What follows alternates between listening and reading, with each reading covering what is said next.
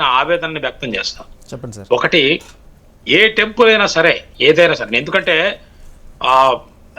మా శర్మ గారు నా అడ్రస్ మన యమునమ్మ మేడంకి ఇవ్వడానికి కారణం ఏంటంటే, నేను సోకాల్డ్ ఇంత పెద్ద డీజీ ర్యాంకులో ఉండి ఇంత అడ్వకేట్ అయిపోయి ఇన్ని ఉన్న నేను గత 14 సంవత్సరాలుగా మా ఊర్లో ఉన్నటువంటి బొప్పుడి లక్ష్మీ నరసింహస్వామి టెంపుల్లో ఆ టెంపుల్ రక్షించడం కోసం మన పల్నాడు జిల్లాలో, ఆంధ్రప్రదేశ్లో, పక్కన రాజ్యంలో నేను చాలా పరిశ్రమం చేయాల్సి వచ్చింది. సరే, కోర్టుల సమస్యలు తీసుకొని, కోర్టుల హెల్ప్ తీసుకొని దాదాపు లక్షల కోట్ల విలువ చేసే గ్రానైట్ సంపదని ఈ సోకాల్డ్ కాంట్రాక్టర్ల ద్వారా, వీళ్ళ ద్వారా అది మరుగైపోకుండా ఉండడం కోసం చాలా కష్టపడాల్సి వచ్చింది. ఈ రోజు కష్టపడతాం.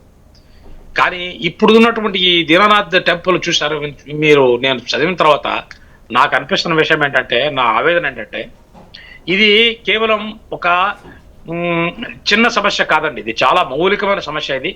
ఇది మనం ఈ రోజున టీవీ ప్రోగ్రామ్ చేస్తాము, కొంతమంది స్పందిస్తారు, లేదా నేను మా భారత్కు వచ్చినప్పుడు దీంతో అధికారులతో కూర్చుతాను, అదో ఒక విషయం, దాన్ని అలా పెట్టండి. కానీ మనం సామగ్రికంగా తెలుసుకోవాల్సిన విషయం ఏంటంటే, ఈ దేశంలో, భారతదేశంలో కాదు, ప్రపంచంలో ఎక్కడ చూసినా సరే మనకి ఇలాంటి సమస్యలు ఉత్పన్నం కావడానికి కారణం ఫస్ట్ గవర్నెన్స్లో ఉన్నటువంటి కరప్షన్, సెకండ్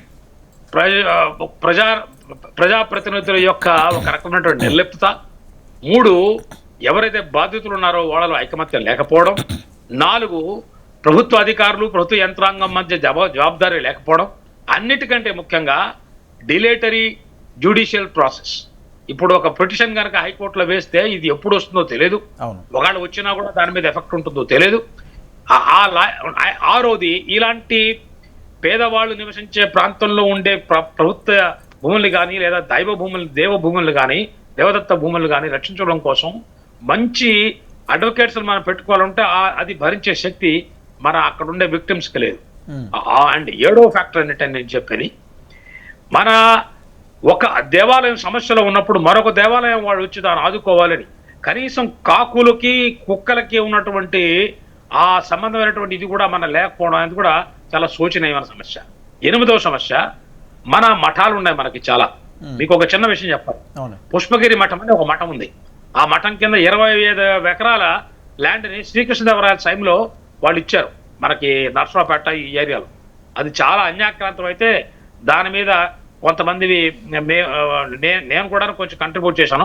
మన అరవిందరావు సారు, అలానే ఒక రిటైర్డ్ డిఎస్పీ గారు ఉన్నారు, పానుగంటి వారు ఉన్నారు, చంద్రమౌళి గారు, మేమందరం కలిసి ఉద్యుక్తమై ఈ రోజున కలెక్టర్ గారు వాళ్ళకి హెల్ప్ తీసుకొని కొంచెంగా చూసుకుంటూ వస్తున్నాం. దీని అర్థం ఏంటంటే, ఈ దీనానాథ్ టెంపుల్ని కూడా మనం పరిరక్షించాలంటే ఒక ఉద్యమం రావాలి. ఆ ఉద్యమాన్ని మీరు హెచ్ఎంటీవీ ద్వారా మన మేడం గారు తీసుకుంటున్నారు. సో 9వ కారణం నేను చెప్పేది ఏంటంటే, నా ఆవేదనకి 9వ కారణం ఏంటంటే, ఈ టీవీ ప్రోగ్రామ్ని చేసి మనం నిర్లిప్తంగా కూర్చోకుండా, మన పని అయిపోయిందని చేతులు దులుపుకోకుండా మనం దీన్ని ఒక అక్షర రూపంగా తీసుకొచ్చి వాళ్ళకి వేయాలి. అండ్ లాస్ట్ కారణం, అయ్యా, ఈ దేశంలో పిటిషన్లు మన ఒక పొలిటికల్ పార్టీ ఉన్నది. ఆ పార్టీ ఏమంటుంటుంది అంటే, మేమే ఈ దేశానికి స్వాతంత్రం తీసుకొచ్చా ఉంటుంది. ఆ పార్టీ స్టార్ట్ అయింది 1885లో. ఆ పార్టీ అయినప్పుడు ఇట్స్ పార్టీ ఆఫ్ పిటిషన్స్ అని అన్నారు దాన్ని. మనం ఏంటంటే పిటిషన్లు వేయాలి. పిటిషన్లు వేసేటప్పుడు ఆ చూసే వ్యక్తికి ఆ పిటిషన్లు చూసే టైము, ఆ ఆంతరంగికత ఉన్నదా లేదా కూడా చూసుకోవాలి. మనం ప్రధానమంత్రులకి వాళ్ళందరూ చాలా బిజీగా ఉంటారు ఈ సమస్యల గురించి. కాబట్టి మనం పిటిషన్ రాసి దాన్ని ఆడ పడేయకూడదు. ఆ తర్వాత దాన్ని కరెక్ట్ ప్రాసెస్లో తీసుకురావాలి. ఈ రోజున మనకి హైకోర్టు, సుప్రీంకోర్టులో కొంతమంది అన్న యాక్టివ్గా ఉండే జడ్జెస్ ఉన్నారు. వాళ్ళు వచ్చినప్పుడు వాళ్ళ దగ్గర తీసుకోవాలి. లాస్ట్ విషయం కూడా చెప్తానంటే, నేను మనం ఈ ల్యాండ్ రికార్డ్స్ మనం తీయాలండి. ఇప్పుడు ప్రాపర్టీ అనేది అది ప్రభుత్వానిదా, లేదా ప్రజలదా, లేదా దేవుడిదా, బడిదా, గుడిదా, అమ్మ ఒడిదా అని కాకుండా, ఒక ప్రాపర్టీ యాజ్ అ లాయర్ చెప్తున్నాను, యాజ్ అ పోలీస్ ఆఫీసర్గా కూడా చెప్తున్నా, ఒక ప్రాపర్టీ గురించి మనం చేసినప్పుడు, ఇప్పుడు మనం రామ జన్మభూమి చూసాము.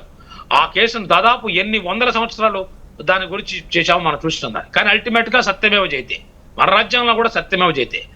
అందుకని ఆశావహంగా నేను చెప్పేది ఏంటంటే, ఈ దేశంలో రూల్ ఆఫ్ లా ఉన్నది. ఈ దేశంలో సరైనటువంటి డాక్యుమెంట్ తీసుకొస్తే, హైడ్రా కనుక ఈ రోజున వెళ్ళి పెత్తందారులు, కబ్జాదారుల యొక్క ప్రాపర్టీని సర్వనాశనం చేస్తూ ముందుకెడుతుందో, అదే యోగి ఆదిత్యనాథ్ గారి ఆధ్వర్యంలో ఉత్తరప్రదేశ్ లో ఏ రకంగానటువంటి బుల్డోజర్ ద్వారా సాంఘిక న్యాయం జరుగుతున్నదో అదే రకంగా ఆధ్యాత్మిక సాంఘిక రాజనీతిగా ఆ న్యాయం కూడా మన శివభక్తులకి దీనానాథ్ టెంపుల్లో జరుగుతుందని నాకు ప్రగాఢమైన విశ్వాసం ఉన్నది. నా దేశంలో రూల్ ఆఫ్ లా ఉన్నదన్న ప్రగాఢమైన విశ్వాసం ఉన్నది. కేవలం ఈ మాటలు కాదు, నేను అక్టోబర్లో వచ్చినప్పుడు నా వంతు సహాయం కూడా నేను చేస్తానని చెప్పి కూడా ప్రజాముఖంగా పత్రికాముఖంగా మీ అందరికి కూడా తెలియజేయడానికి నేను ఆనందిస్తున్నాను.